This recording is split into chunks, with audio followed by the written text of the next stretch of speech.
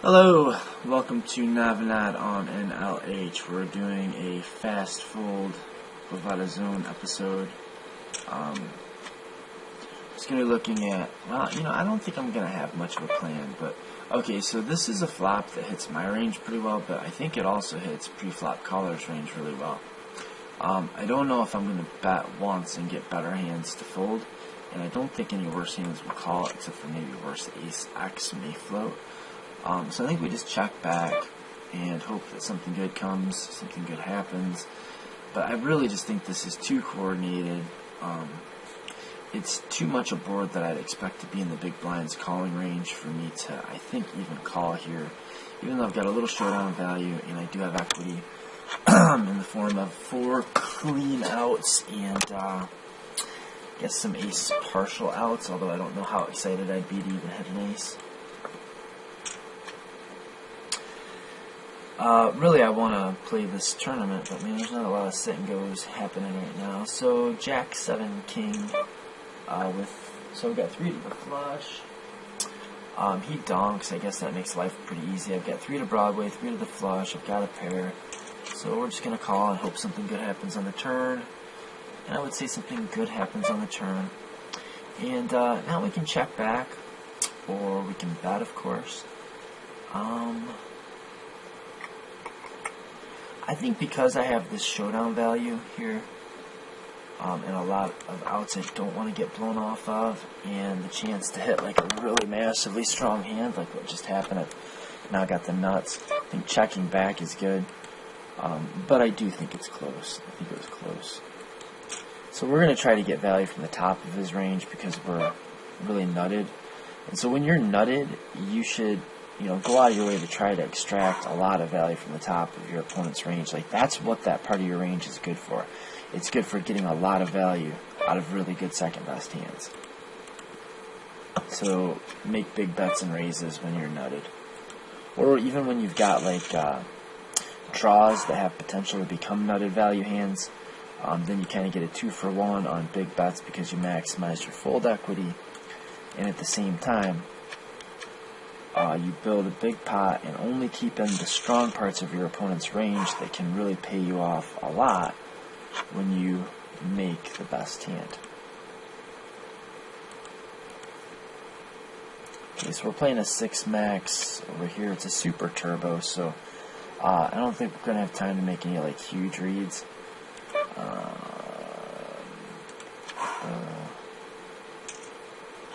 So I just clicked the sit out next big blind button.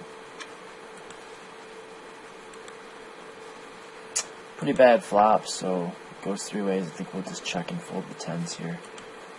So we see a pretty good sized raise there. Probably a fishy type player. Let's try to ISO / 3-bet him. And this guy bets into 2. Ace, King, 9. We've got 10s, we just fold.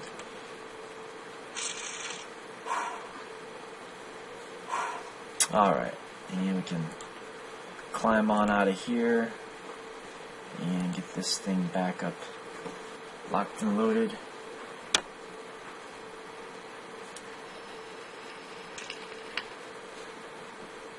Definitely like the limp. I would love for there to be just this guy and this guy coming along with me with the old 10-9 offsuit. See if we can flop something.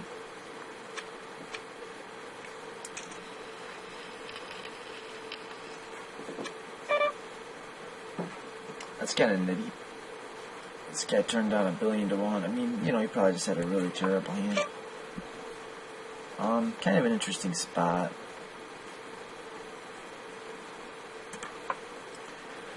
I don't know. Even if we hit our draw, we only are going to have like showdown value, really.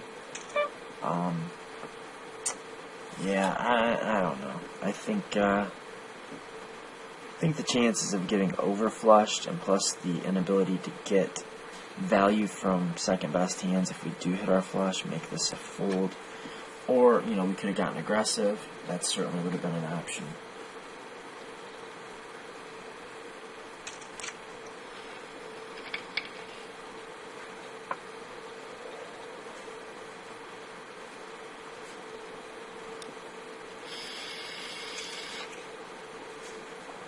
That seems pretty serious about his hand.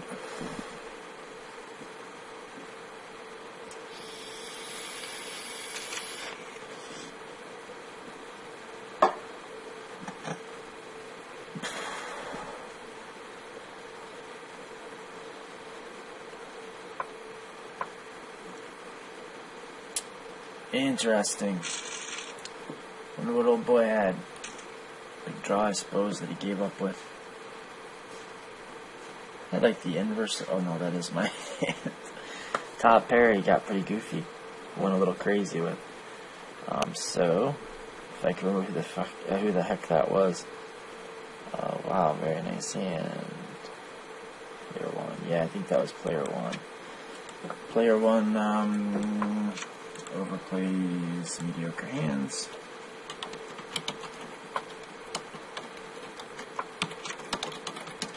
Apparently to protect. I say that because when he got to the river, he did check back. And I would say that player 5 can make a note that we won't expect him to value bet real thin.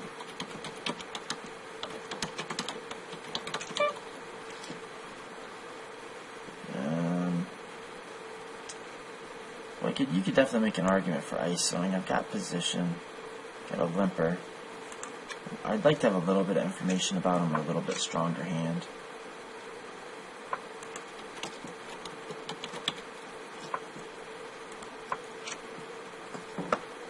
Like a 10-9 offsuit, or maybe like a 9-8 suited. I mean, I'm definitely playing 9-8 suited, but that's real close in my opinion.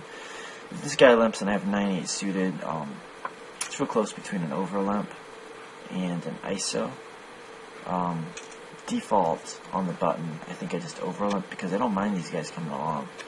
And my hand, is going to be very playable, and we want to keep a big stack to pot ratio. We want to keep the starting pot small and have as much money behind as we can when we play a speculative like drawing hand. So I think, yeah, I guess I'm going into great detail about a hand I didn't even have. I think I opened this from cutoff, but not hijack. 7-5 suited, maybe, even maybe not, like maybe 8-7 suited. I'm gonna open from probably against the on the right table. I'll even open that from under the gun. This does seem to be a little bit tighter table. I'm playing in the middle of the day. So, not as many crazy, goofy fish playing. I should probably make a note that player 6 did open limp.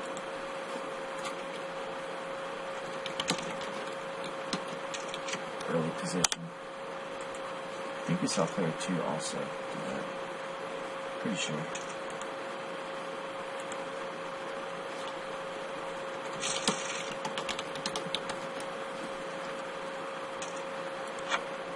Probably mark those guys as fish.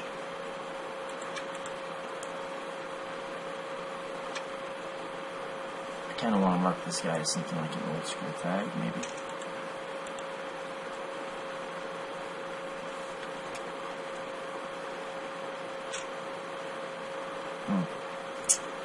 Definitely not what I was hoping for, but that is just an ISO. So it's kind of a big ISO. This guy limps, this guy ISOs, this guy 3-bets. I guess that means I fold. If this guy folds, I'm going to be mad that this guy came into my pot.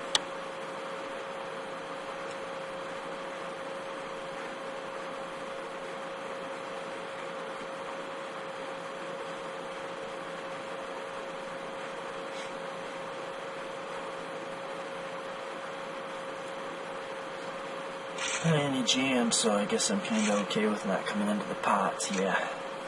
Oh no.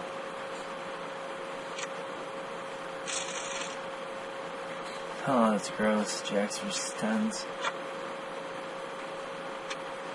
He kind of time banked and stacked 10s, getting a pretty good price. So don't think there's anything exceptionally noteworthy about that. This guy has an open limp and an open raise range, so we'll make a note of that. Has limp and open raising range. That might be enough information to just go ahead and ISO him and take the pot, right? Now Jack 6 is abysmal though.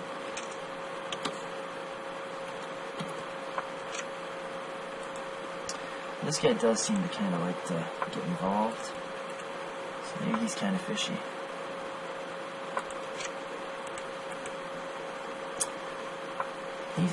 This guy's trying to limp in and see a lot of flops, so I'm going to mark him as typically loose passive and assume that when he raises, he's got something pretty good. I mean, that's what the game's really about, right? Is playing your range against your opponent's ranges if we think we have to be balanced and really thinking on a high level. And if we're not worried about being exploited or playing two face up, then really the game becomes more about playing your hand against your opponent's range. So any bit of information that is going to help you determine what kind of range of hands your opponent gets to any spot with is going to be pretty useful. Paying attention to things like which one of these guys did what and how the pot got to 350 probably would be a decent thing to do also. I'm guessing that's a donk bet, but I'm not sure. What is he raising with? That's a pretty suspect raise. I guess he's repping quad sixes. And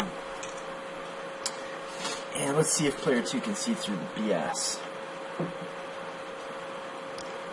Unless we really think that the 5 seat's just gonna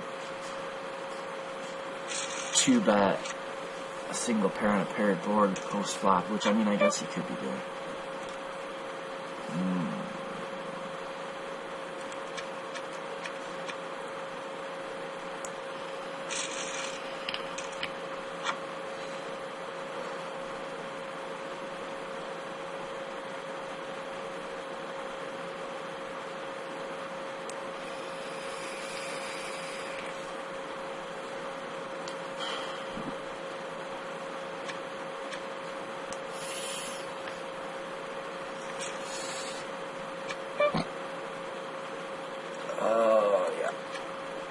We expect that to be a strong hand because he does limp some and raise some, so assuming that when he does raise, his range is stronger than when he does limp.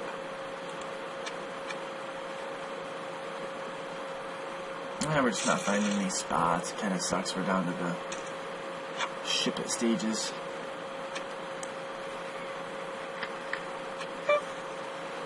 Well, I'm going to try this. I can fold to this guy. Maybe I can make an exploitive fold to this guy because he doesn't seem to be super aggressive. Shit.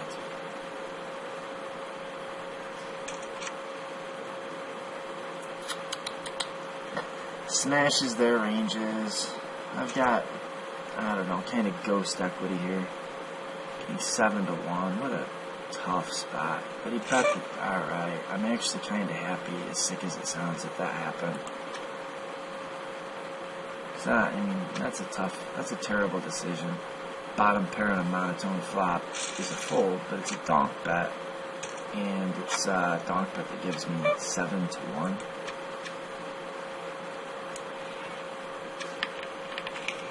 It didn't really hurt me too much, as I've still got like a jammable stack here. I think I'm going to try to induce. I don't mind getting called and playing this post flop. And I certainly wouldn't hate it if somebody just jammed it in. I'm setting up a good stack to pot ratio if I get called. Thanks. It's one thing to be very cognizant of is what kind of SPR does your hand play best in, and what kind of SPR you're going to create or destroy by making whatever bet or raise or bet sizing that you choose.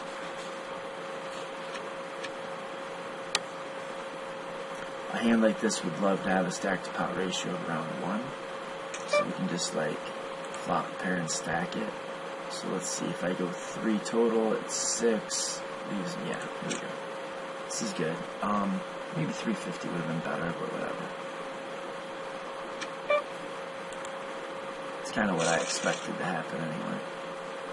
Not that that's really a justification for picking the wrong bet size. I think 350 would have been good.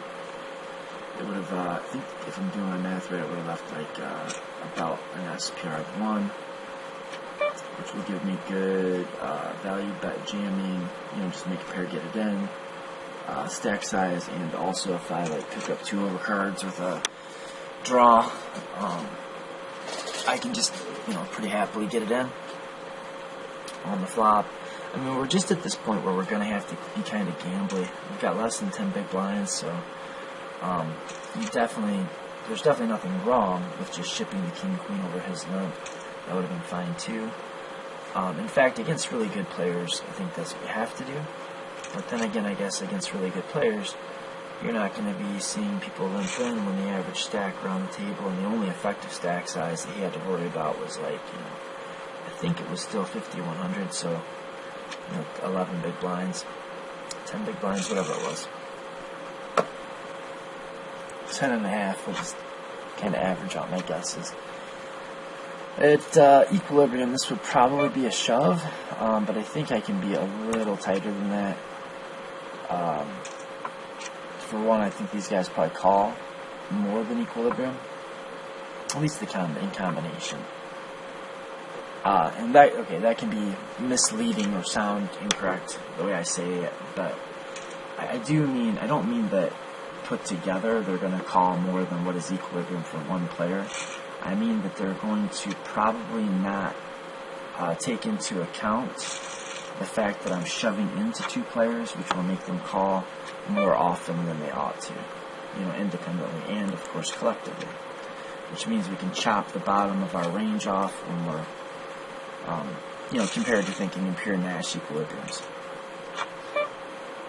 Oh shit, man, I'm getting a lot of tough spots. I really no longer have the ability to raise fold, so it's kind of all in or nothing. It looks like all in would have been the optimal decision there. See, Queen Jack I definitely would have ripped. Queen 10 suited I probably would have ripped. I think I might have got lucky once this guy jams. He's not been super aggressive.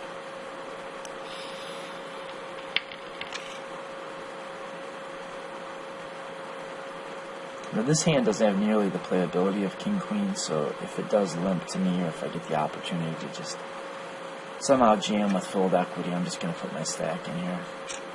Oh shit.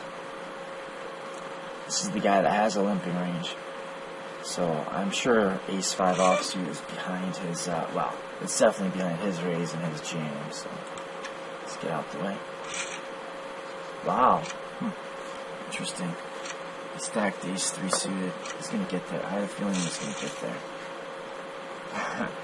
I'm smoking this tobacco here that I feel like it's giving me very good intuition, as clearly shown by my misguess.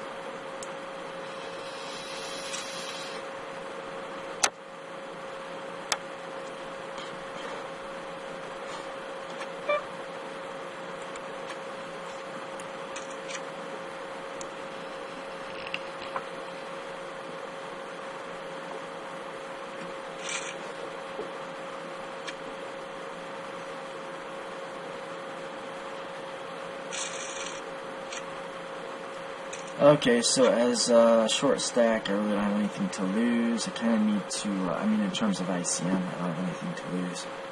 There's no negative ICM factors for me now, well, that's never true, but there's not so much that I can't just shove kind of a wide range, hoping that he folds, obviously, but knowing that I'll have pretty good equity against most hands that call. Like his calling range, I'm going to have something like 30, depending on how pair heavy, well, no, not really. Yeah, so probably like ballpark 36% if I had to guess. I guess I do.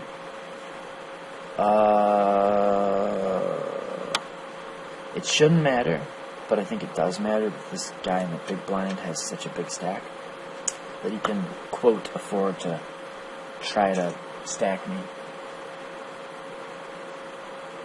And he has been moving his chips around, I think, a little bit more since he got this big stack.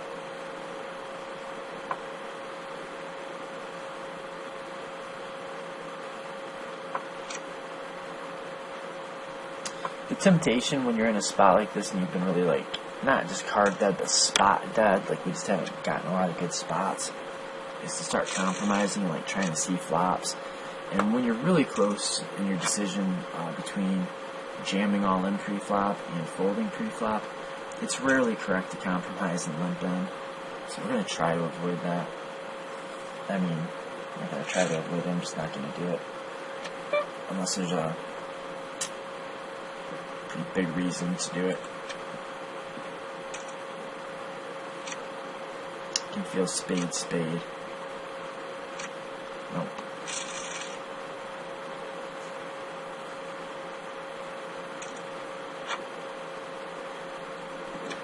Alright, well, this guy's kind of stuck. I would think he's just going to snap me off here. Just about any two, which seems okay to me. How about you have an ace in your hand? That'd be fantastic. Oh, don't do it to me. Alright, we're back in this thing, and now we're on the bubble. We don't have any bubble pressure really on us. What was that? What happened? I don't get it. Oh, I get it. Okay. I'm sure you can see my confusion. The reasons behind said confusion is that we lost a player that kind of screwed up the way the blinds worked, and I was planning on going first. But, you know, I mean, I really would have had a tough decision, and I think I would have just folded anyway. You'd think I've been inactive enough that I'd have some fold equity built up, but I don't know, man. I mean, sometimes it just doesn't work that way. What the hell is this? Like, is the dealer button just in a weird spot, or is it? Let's see how the cards come out. Yeah, no, it's back to normal. Okay, he's seen me raise his limps a lot, so yeah, good. So that may at least tempt him to just jam or fold, which I'm pretty happy with if he's not going to be jamming enough, and most players don't.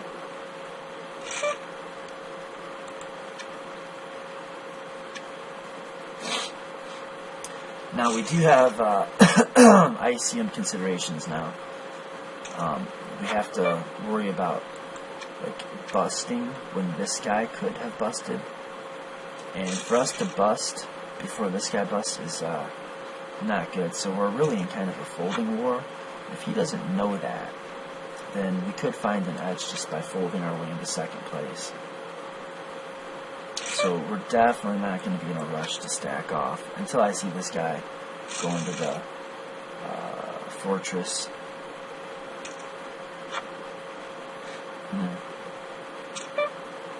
Damn.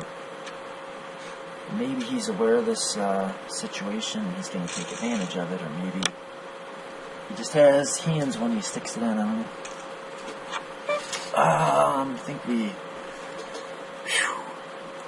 I mean, this is a clear jam, but if this guy's not playing the folding game against us, then the clarity of the jam gets a little murkier. Okay, now we've put some distance between player 2 and ourselves, and we can win the folding war. He's got to move chips around. We don't have to.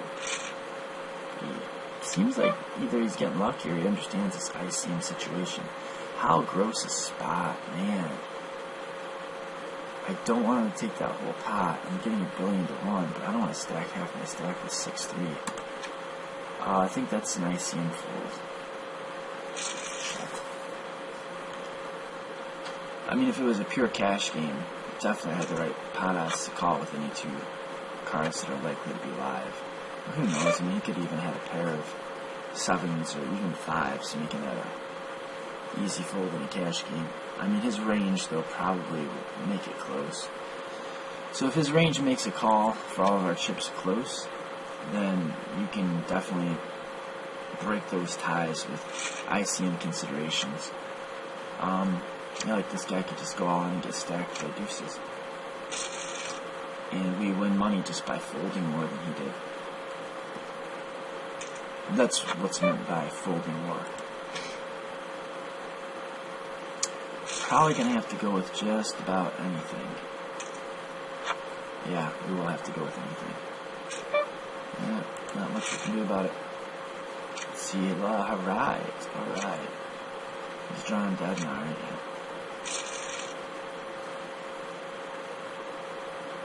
Now we've got, like, fold equity and everything. This is just what you do with Jack-9 offsuit here. He can fold. I mean, we definitely have enough chips that he should be folding, like Queen 2, maybe even like King 5 offsuit, maybe. Or maybe even if he shouldn't, he will. King 9, I think, is just a call if he ships. I think I just have to stack it and hope he's shoving like Jack 10 suited or, 9-8 suited, Queen 10 offsuit type stuff, type rubbish. Pocket 2s for the flip. Queen 7 offsuit's a shove at equilibrium for sure. Heads up with very few big blinds. And he might be folding too much.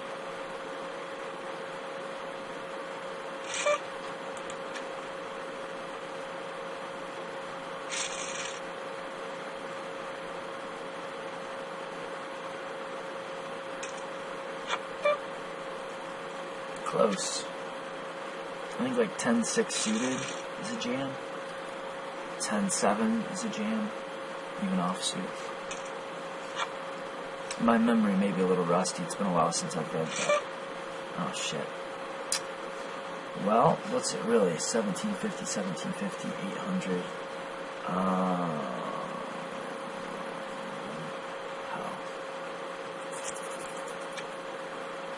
If I thought he was jamming at equilibrium, I would call. I think he might be a little tighter than that. Most players are, and he's giving me no reason to believe that he's any exception. Or not a lot of reason to believe that he's any exception. I think we folded away all of our fold equity. I'm going to have to go with this hand if he rips it. 1,000, yeah, we just have to call. We're ahead. I got a bad feeling. But my feelings have had some major shit for brains lately. Bummer. That is how the big second place in the Super Turbo $10 buy-in for a cash prize of $21 with a little bit of zone thrown in there for S's and G's. Until next time, good luck.